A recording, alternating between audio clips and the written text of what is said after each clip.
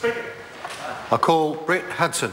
Thank you, Mr. Speaker. It is an absolute pleasure to speak on this bill, an absolute pleasure because the National Party is already doing it. Through our Kickstart program, Mr. Speaker, a $9.5 million investment over 5 years, an investment that's seen an additional 3.4 million breakfasts provided in schools that want them, a service, sir, that is reaching over 26,000 children and providing the assistance that those children need. I think every one of us acknowledge that our children will be in a better position to learn, a better position to absorb the teaching of their teachers if they are well fed and starting the day on the right foot. But the reality here, Mr. Speaker, is that we're already doing it. And I'd just like to take issue actually with a comment that one of the previous speakers made about this being a bill to teach children how to grow their own food.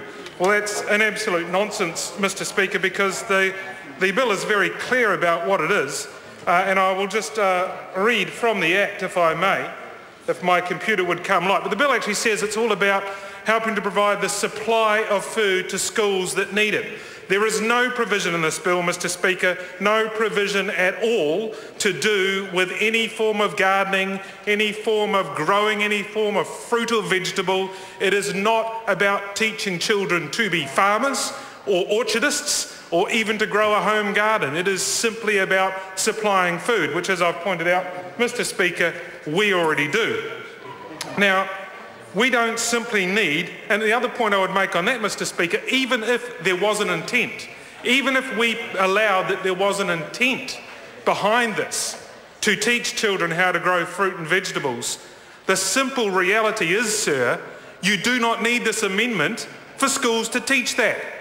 There is nothing in the amendment that takes away a prohibition or reduces a barrier or actually creates a scenario where it is about teaching children how to grow fruit and vegetables, sir.